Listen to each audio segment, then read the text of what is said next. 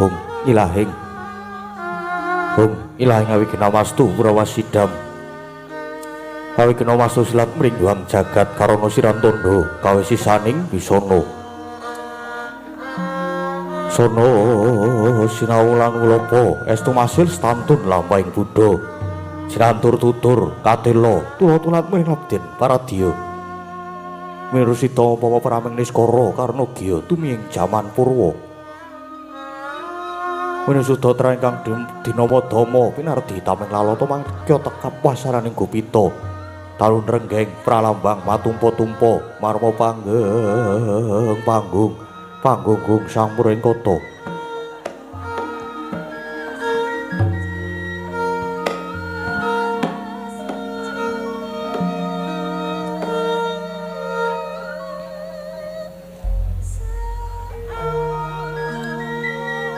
Purwakaning carita linarik runtuting basa dongeng kuna ngemus rasa yen linaras saya karaos mulat sarira hangrasawani ruing diri rasa rumangsa rumangsani lir jalma ngiruwaca jarweh wis sinakup cahing carita ala becik wis gumelar jroning pakliran ya ingkang sejatine mirsani pagelaran ringgit purwa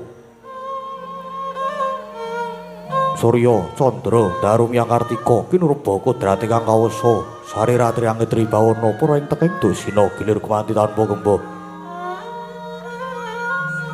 Tumandadya petanganing dina sasi warsi widu kang sarta abad tetukulan takartu pakarga ya sinirang Jawawati krembyah dadya padhanging kutu-kutu alang atoga Purana miyang Brantaya dadya pranaan kang tanpa icalan Janma manungsa tinitah priya wanita pondo-pondo anut golonganing bangsa dewi-dewi.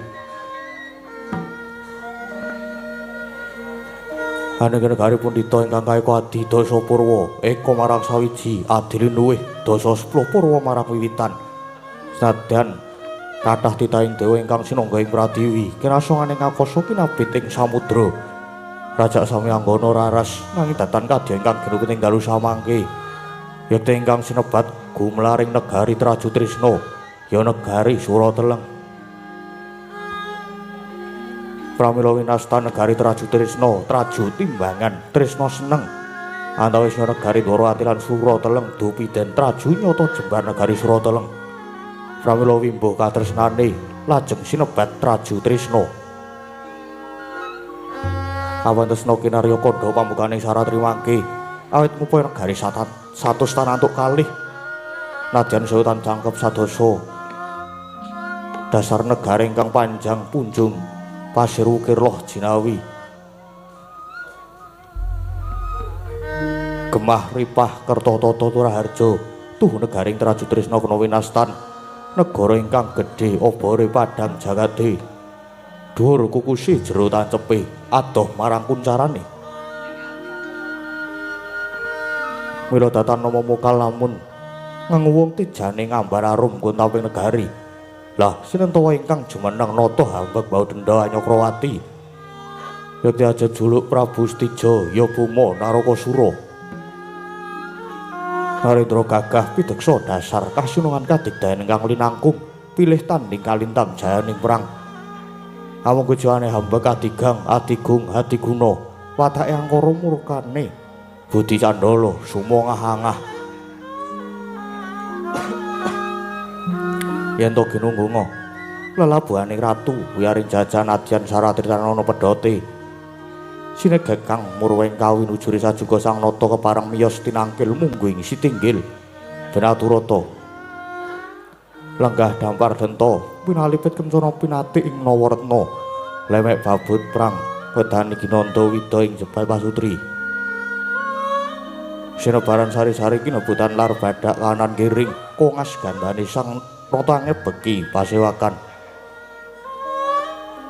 lah sinentawa ingkang kepareng nyaket mangarsa kalian sang nata lenggah amebukuh amare gelu muka lir konjeming Pratiwi menika warnanira warangka dalem Pregjana Patih Pancatnyana nadyan pengawak Prabata Pasyaksa parandene limpat ing kawruh mila Hyang Pantara Ratri hanggung cinaketing panjenenganing nata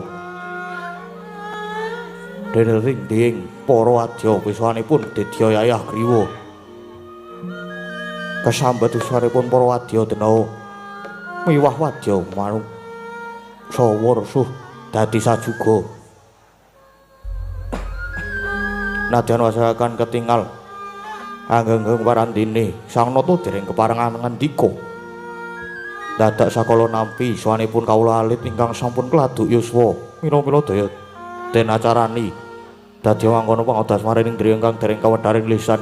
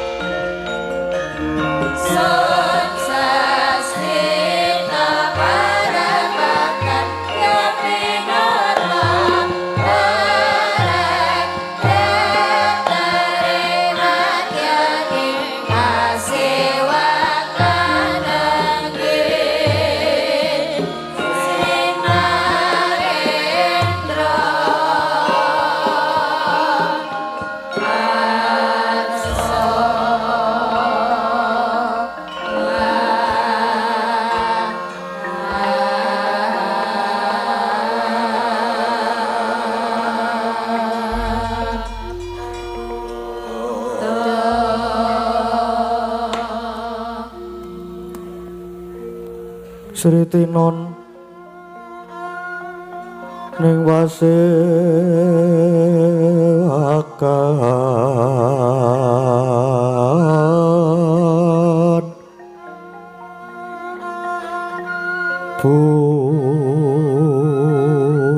busana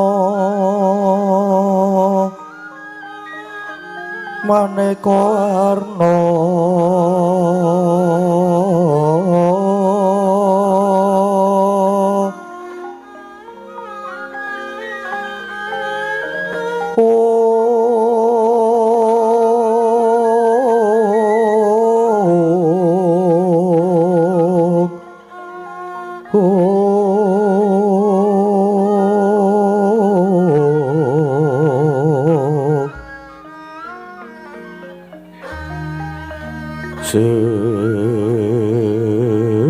Pak Puspiteng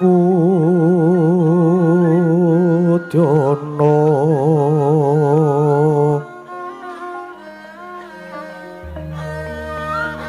miang banjrah saroro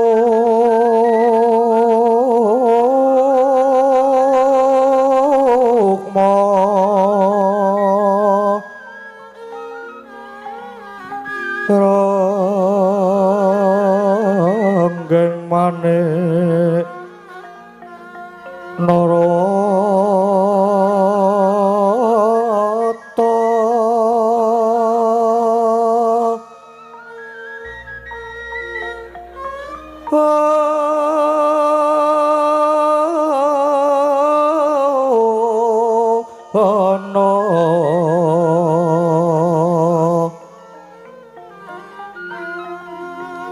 obro banyo kang suwirat kanyaring deca lewaran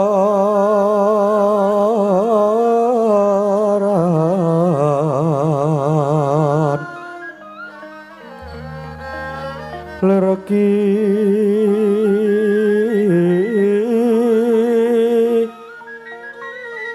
lat sisiring dadet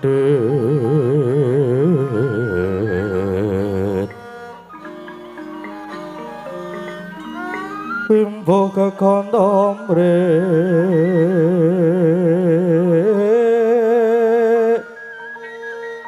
wingit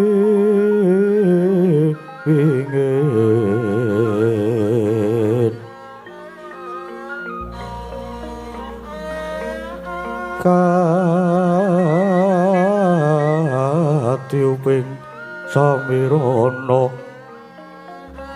mondo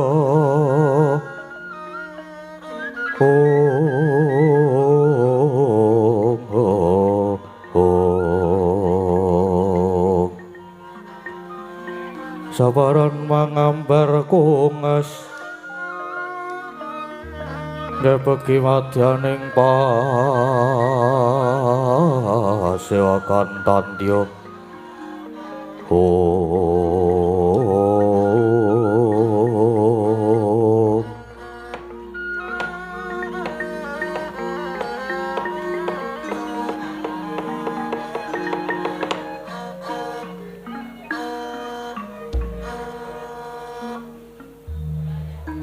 jagat mangestu ngoro wayah brara jagat dikepara ngarsa anggen ngandika marak wonten ngabantaraning sun lan kula pasang pambagya sami manggih karaharjan paman pancat ngono inggih ger inggih awit mundi pangestunipun angger Prabu sowan kula manggih Basuki kejawi saking menika kula ngaturaken sumeng-sumeng pabekti nger angger Stijo nggih man nggih kula tampi nanging dawah sami-sami Adipati Yayagriwa dikepenake nggone sowan inggih sinuwun sowan kula ngaturaken sembah pabekti mugi konjuk wonten sandhap padha paduka sinuwun. Yo, tak tampa gawe bomba ing tas ulut tas ingsun. Pawan pancat ngono. Mangdhawuhke Kang Sami Maraseba supaya padha sumene sawetara. Ingsun nedya ndangu dhateng kawula ingkang nembe sowan menika. Inggih, nger, inggih.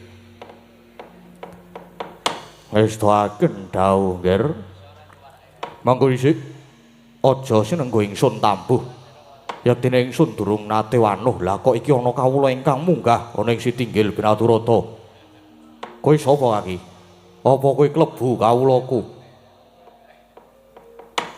inggih waleh-waleh menapa kula menika abdi paduka ingkang mapan wonten ing wewengkon Kikis Tunggarana dene nami kula pun Jaya Walwil.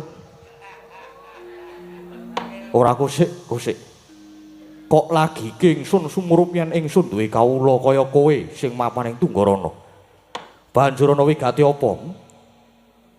Inggih, kepareng matur nanging saderengipun kula ngaturaken tebaskur pinuntel ron kalapa apuranto yen wonten lepat kawula. Yo, ora dadi ngopo.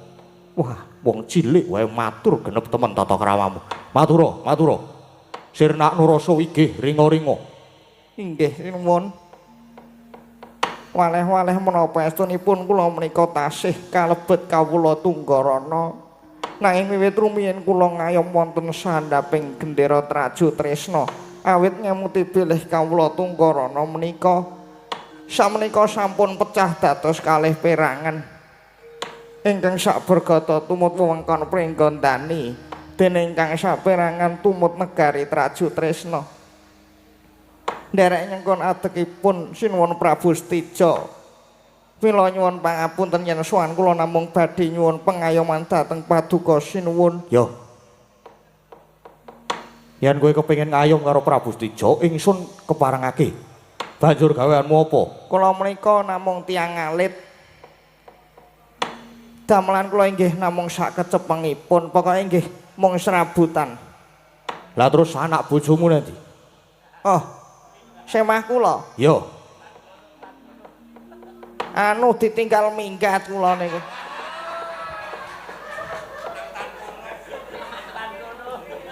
Duh sinuwun.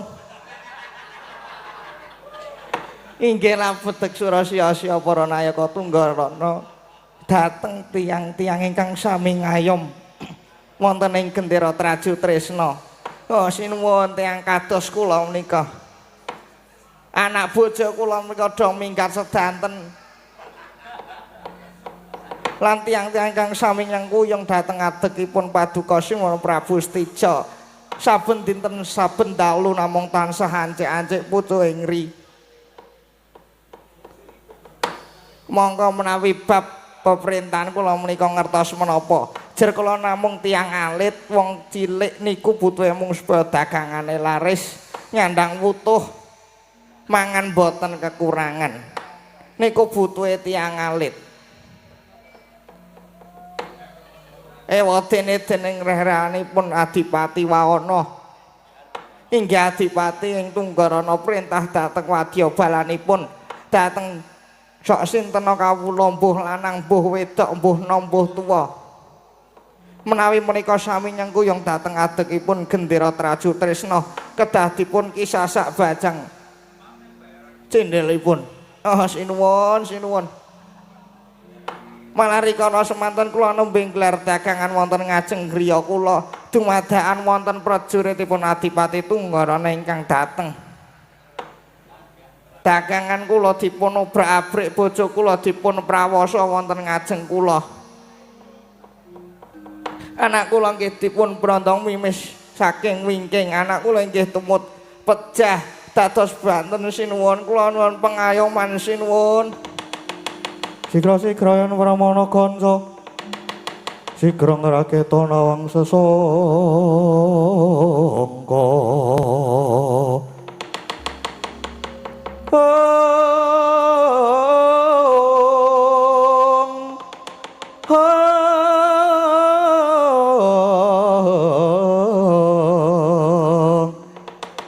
Nalendra mbek marosing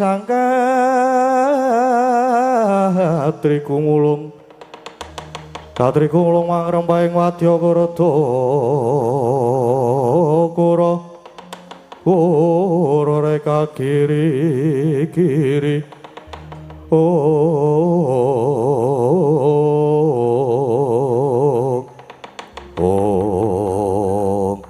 Ngestu ngura jagat manik raja Dewakuwah.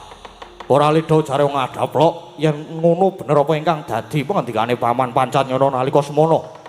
Uga ature wong iki cetha yen to tingkah Adipati Wahana saiki kepengin balela marang Stija. Wajaya, wis aja nangis, kowe tak paringi bebungah. Ora perlu kowe bali ana Tunggarana, sira ingsun keparengake mapan ana ing Traju Tresna kene. Oh inggih, nggih matur sembah nuwun sanget sinuwun. Yo. Kowe mengko malah tak paringi gawean tak dadekke pekathik wis sawetara metu njaba dhisik. Inggih kula nyuwun pamit nggih sunuwun matur sembah nuwun. Yo sing hati-hati.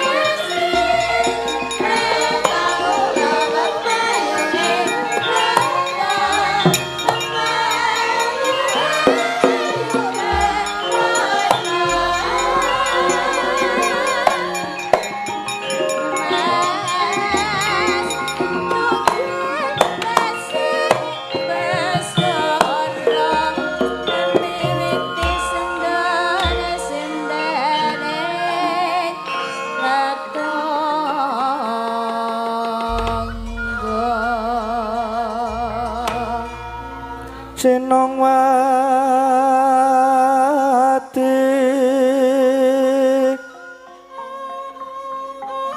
Senongwati jagat kinari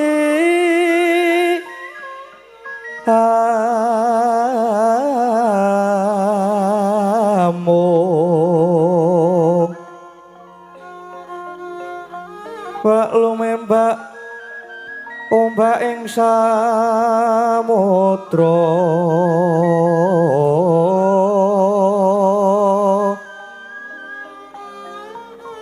hae ana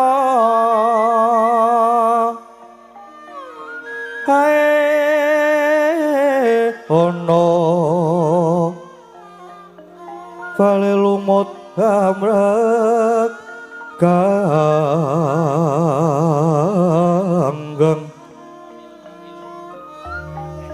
hai tor dencengan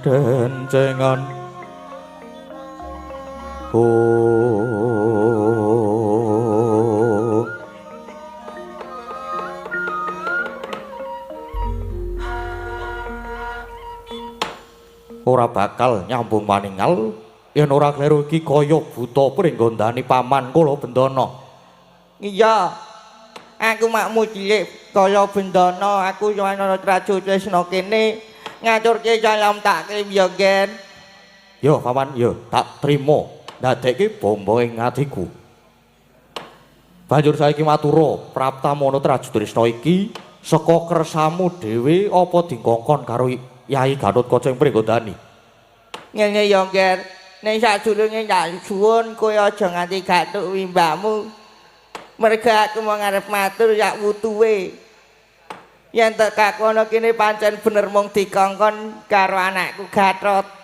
Sing suyasane aku bakal ngaturke layang. Kaya bocah nom dadak nganggo layang-layangan. Wis, gene kaki. Wenehno aku layange tak wacane. Ya iki tampanono ning ya aja muring ya. Ya. Buma sumya pratangga windu-wiyat. Amun-amun lirku mampang. Maletik putu sing sewang ulun. Oh. Tulisane kandel tipis cetha iki tulisane Gatotkaca. Salam taklimku katur ngersani Kakang Prabu Stijo Gombal. Nganggo salam taklim barang Kakang Stijo jaos suninga yen to kalenggan iki Adipati Waana Tetinjana Pringgondani sing surasane rening Kadipaten Tunggarana iku duk gunane mlebu wangka ning praja Pringgondani. Mula para kawula ing Tunggarana kang lumantar Adipati Waana kepengin padha makempal maneh ana ing Pringgondani kaya nalika jaman pemerintahan Dyasta Hyang Trembaka. Mula lumantar nawala iki sru panyuwunku marang Kakang Prabu Stijo anane kukis Tunggarana iki ayo dirembug kanthi sarasehan lan sarana bedamen. Uga disekseni para sesepuh utamane disekseni dening sesepuhing Ratu Eyang Prabu Baginda Matswapati. Pamrih perkara iki dimen cetha lan aja nganti glandang carang saka pucuke. Cukup semene aturku ana luputku diagung pangaksamenipun Kakang Stijo. Wah, bangsat elek. Wah.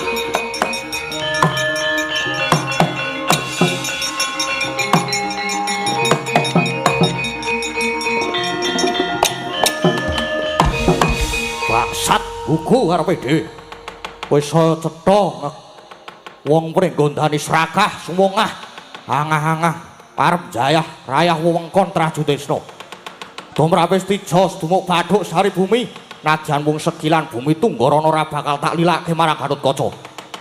Kudu tak tombohe wutahe getihku, pecahe balungku. Kala Bendana.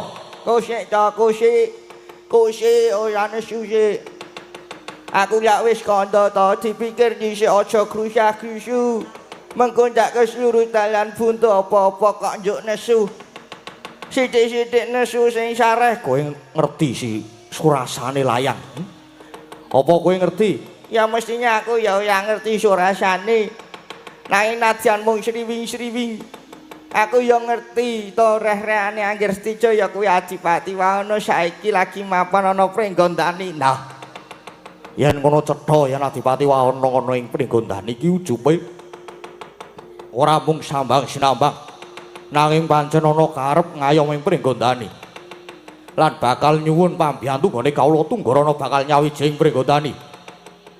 Kuwi genah cetha. Genah cetha yen to Adipati Wahono balela. Merang kampuh jingga mundhan datan Waratu.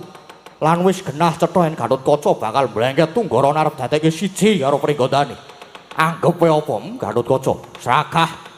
Lan meneh Tunggarana iki wiwit kuna kuwi wewengkonku. Nanging Gatotkaca telandhakan melu-melu nyampuri perkara iki. Mula kala Bendana ora perlu dadak nganggo layang cukup lisan wae. Kowe wae saiki bali yo. Omong karo ponakanmu Gatotkaca. Taun ana Windana Tunggarana iki bakal tak kukui. Terus aku kon kandha apa? Aku kon kandha apa karo Nak Mas Gatot mengko? Kowe matur wae. Matur wae yen Setija wegah dijak rembugan perkara iki. Kowe omong yen Tunggarana kuwi wiwit biyen nganti tekan saiki tetep ke bawah keperintah negaraku Traju Trisna. Mula rasah nganggo sarasan. Ora perlu dadak rembugan disekseni yang Baginda Maswawadi. Lan ora oleh Adipati Wahono saiki tak jaluk. Syukur yen kena tak jujuk. Tak jung krana alis. Nanging yen bondo kalani beguguk utawa waton malah budi tak sembadani. Lan yen awakmu Gatotkaca wani melu-melu perkara iki. Wani ngronjongi Adipati Wahono nggone balela karo aku, aja takon dosa.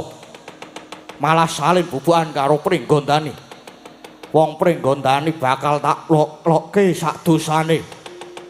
Aja meneh mung wong Pringgondani nek perlu maju sak Pandhawane. Boma ora bakal mingko ing perkewuh. Oh, ngene ya ngene.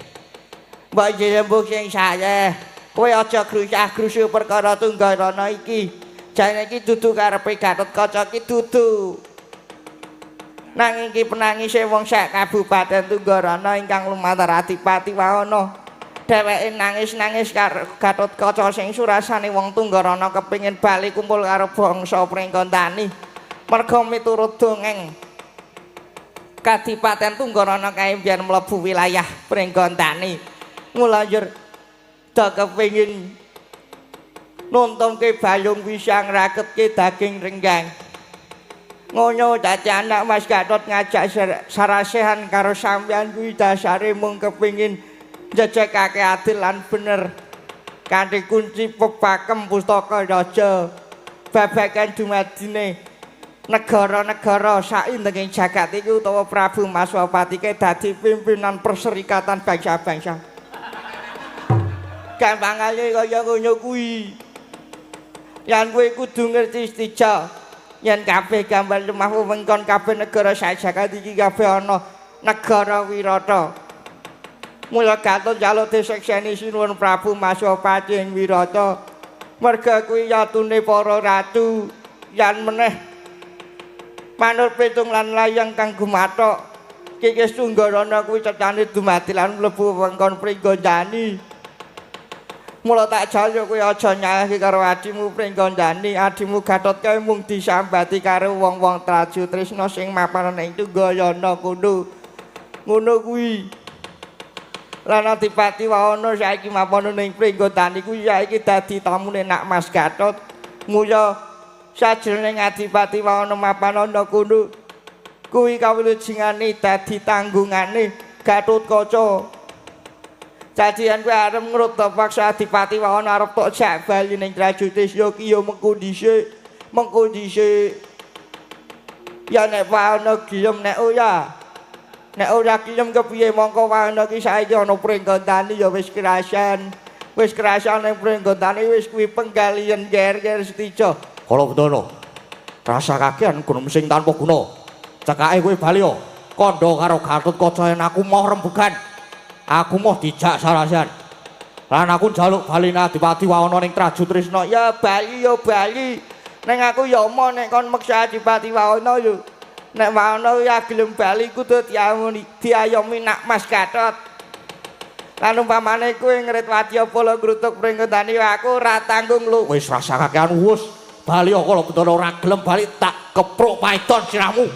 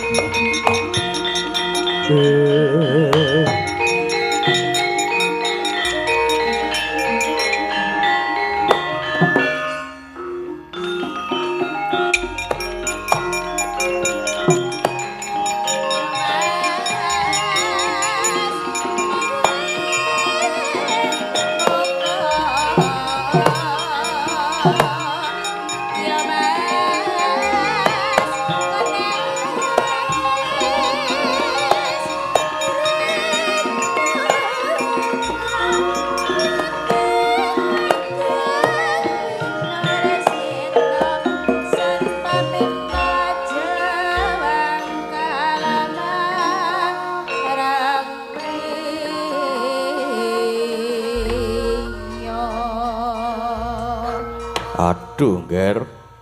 Kok malah lajeng kados mekaten kedadosanipun. Kula aturi ngrajut dhateng Bramantya Paduka anak Prabu pun kersane. Niki perkara pun dados gedhe, ora urung mesti badhe nglandhang carang saka pucuke.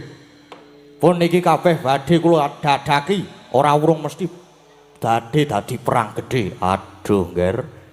Malah mboten kantenan pun, Mang. Mang dawuhke wadyabala Traju Trisna, siaga tata-tata sikep gegamaning ayuda. Yen Gatotkaca ngukuhi bumi Tunggarana pringgondani digecah srana perang pun. Sawetara kula badhe kundur ngedhaton riyin. Mang dawuhke wadyabala lan ubayane sampun ngantos mlenjani.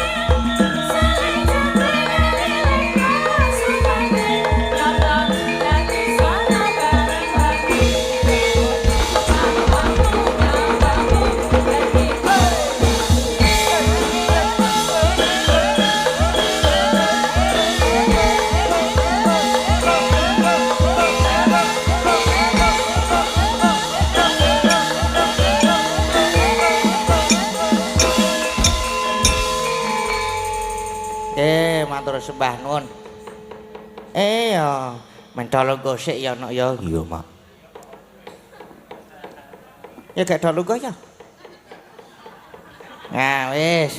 Nduk iki alhamdulillah puji syukur kunjuk ngresani Gusti ingkang Maha Agung. Dene awake dhewe sak kanca warga laras kalenggan iki wis kelakon sowan. Sowan ana ngendi iki, Mak? Iki sowan ana ing pantai. Pantai Depok. Mula ngaturaken gunging panuwun ingkang tanpa upami wonten ngersanipun para pangarsa panitia komunitas Minabari 45 ya mau ya. Dene kepareng dawuh marang awake dhewe sak kanca. Alah, Nduk. Aku ki wingi jan bingung banget, bingung tenan aku ki. Lah bingung kepiye? Ana apa to, Mak?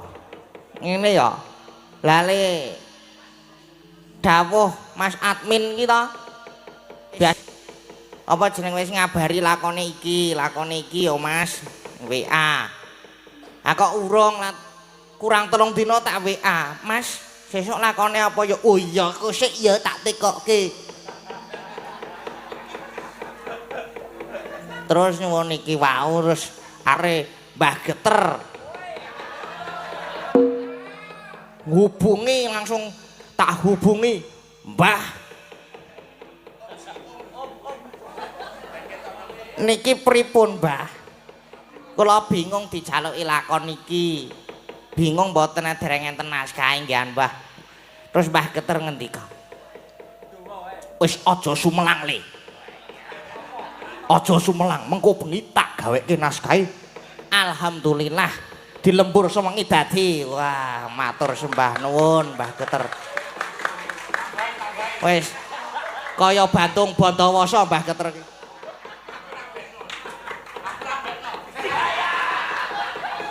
Kaya Bantung Bandawasa kan. Iya, Mak. Ngono. Terus iki ujube apa? Ujube kalenggan iki ya kuwi para kadang nelayan ing Depok kene ngadani sedekah laut pinangka wujud rasa syukur kunjuk ana ngersane Gusti ingkang Maha Agung. Dene jroning taun iki wis kepaningan pirang-pirang rejeki lumantar hasil melaut utawa nggone padha golek mina ing segara. Lan uga para pedagang ingkang mapan ing pantai Depok iki. Mula kejaba iki ngaturke rasa syukur lan matur nuwun nanging uga panuwunan bareng-bareng ngucapake asta kunjuk ngersane Gusti. Nyuwun supaya taun kang lumaku iki kabeh pinaring ana rahayu wilujeng. Gangsar nggone padha makarya utamane para kadang nelayan. Kejaba tansah pinaringan wilujeng nggone padha melaut. Sing disuwun hasile panen iwak ya iso wimbuh matikel-tikel. Sing padha dagang ya hasile melimpah. Pengunjung ya saya akeh. Lan pantai Depok uga dadi papan pariwisata unggulan. Nadyan awake dhewe sak kanca ya uyung-uyung melu nyengkuyun kabeh ingkang padha makarya lenggah ana pantai Depok kene muga-muga tansah jinangkung Gusti, tansah pinaringan ayem tata titi tentrem, gangsar rancak lancar nggone padha makarya. Amin.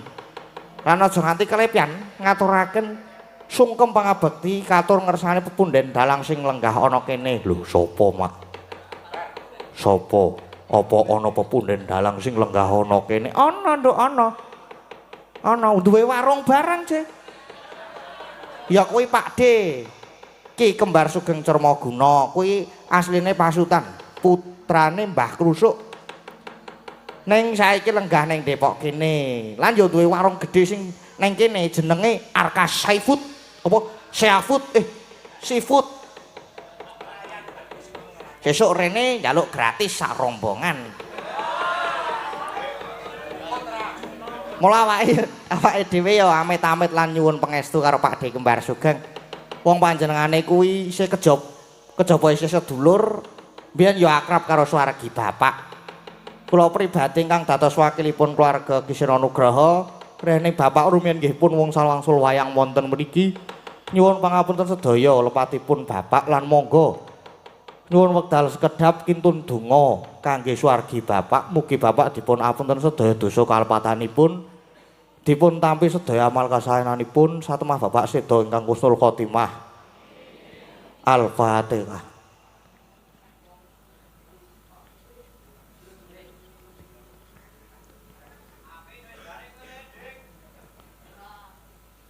Matur nuwun. Wis nduk iki wujude wis diaturke saiki kari seneng-senenge.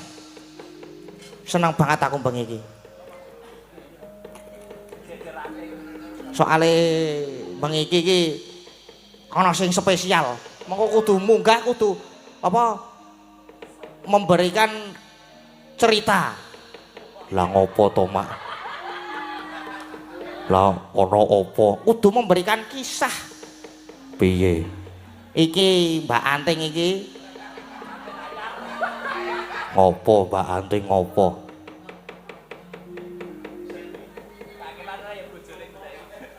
manten anyar. Oh, larak ngono mengko dikon crita kisahe kepiye?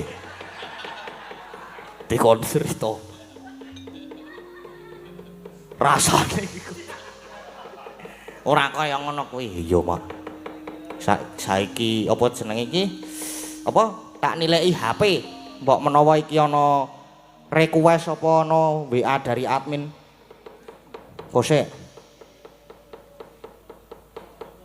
niki enten ucapan semangat terus ya Mas, kami selalu mendukungmu.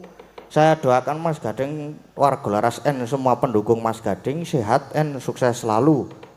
Pas Mas Gading nembang kadung tresno tak puter nganti ping 12. Waduh, dari fans Lintang Pawukir Mbah Miku Gunung Kidul. Nggih. Niki enten melih request langgam gugur gunung, mugi-mugi kawasan wisata Winabahari 45 Depok tansah ayem tentrem berkahi sedayanipun. AN warung makan Ratmi, warung makan Dedes. Wah niki sampun kepareng nyawer 300.000. Terus niki enten melih niki ucup acara Al-Quran. Oh, wis mau ding. Dek Gun untuk 2 sinden nggih, 1 Dek Anting Lambangsih. Wah, iki mengko pas munggah karo cerita. Dek Anting Lambangsih mengke lagu Sambel Kemangi. 2 Ibu Prastiwi lagu klasik Selendang Biru. Jadi masing-masing 250.000. Wah, iki keduanya harapan saya bawakan dengan ekspresif apa iki? Ekspresif. Sebelumnya matur nuwun, salam saya Ibu Retno Parisi Jakarta Jakarta Sekatan apa Selatan niki? Selatan nggih. Nggih, matur sembah nuwun niki berarti wow enten Mbak Anting Lambangsih lagu Sambel Kemangi. Karo Bu Prastiwi. Omahe Bu Prastiwi iki cerak lho kok kene iki. Apa iya, Mak? Mengkari ngetan sithik. Ngono. Neng kono. Ngekos nduk ngekos. Bu Pras ngekos neng kono. Oh, larak ngono. Saiki nganu jumenengke Mbak Anting Lambangsih. Mbak Anting jumeneng kanca-kanca nyuwun sepote kagem Mbak Anting niki wah manten baru. Monggo sepote kanca-kanca.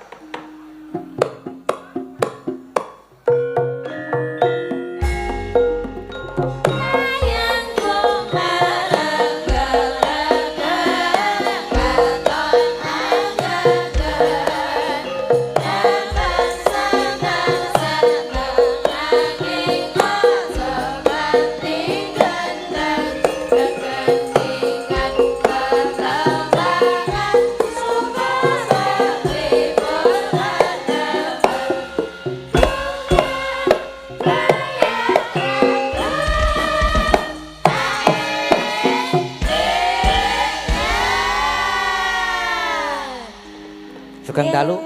Sugeng dalu, Mbak Anting. Mas Gading. Nggih, sugeng dalu. Pripun Mbak Anting kabare? Alhamdulillah sangat happy dan Wah. sangat bahagia sekali. Lah kok happy bahagia sekali ki? Hari ini hari pertama saya disemangati oleh suami saya. Waduh. Bahagia. Iya toh bahagia. Nggih, nggih. Nek istrinya bekerja, nek disemangati ya pastinya bahagia. Bahagia. Saat ini yang sedang murung itu Mas Keswan. Oh, lah ngopo? Istrinya nggak tahu ya kemana Mas Kiraman. Neng malah bebas kuwi mengko. Nggih. Wis ora mulih. Nggih, selamat malam untuk warga desa Depok. Depok. Nggih. Kecamatan Depok ya? Oh. Pantai. Oh, pantainya nggak ada kecamatan ya, Bu? Oh, lah ya ono lah sih. Kecamatan Pantai ono ya berarti. Nggih, selamat malam Bapak Ibu semuanya, apa kabar? Sing banter. Kurang banter. Apa bapak-bapak nelayan iki do kesel apa ya? Nggih, mugi-mugi tansah pinaringan kesehatan. Amin. Amin sing banter.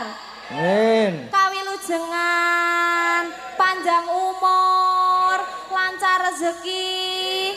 Panen iwake kira-kira sing pengen dipanen apa iwak napa? Iwak lele ning laut iki piye? Iwak pari. Nggih, mugi-mugi tansah pinaringan lancar rezeki dumateng sedaya mawon bapak-bapak nelayan yang ten mriki, ibu-ibu ingkang sadyan ten mriki. Nggih, pokoke mugi-mugi tansah apa ya?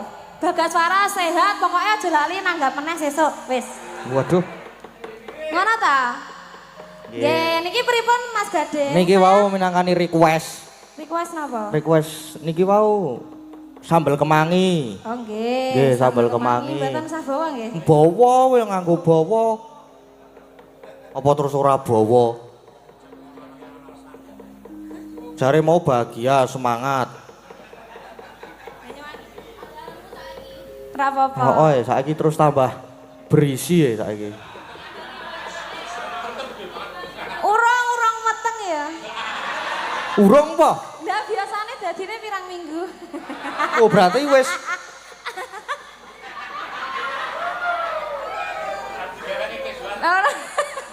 Ya ora to Mas Keswan iki bojone wis ayu banget to ya.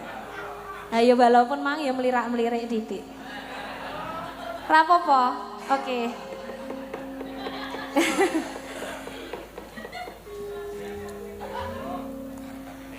Mamiat mayo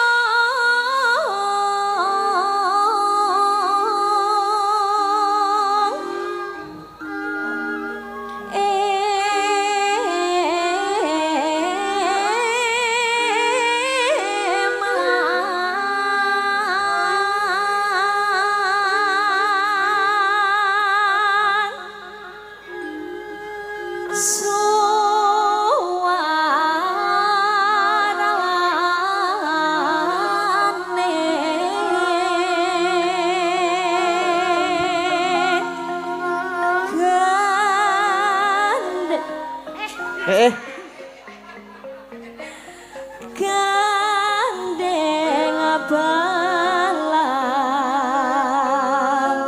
biangan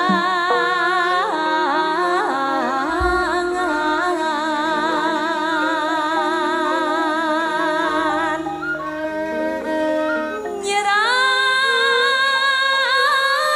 yai